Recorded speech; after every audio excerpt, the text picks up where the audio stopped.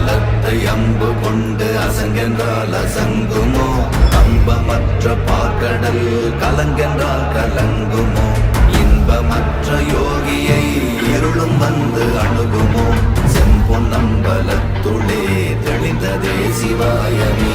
ஓம் நமச்சிவாய ஓம் ஓம் நமச்சிவாய ஓம் நமச்சிவாய ஓம் ஓம் நமச்சிவாய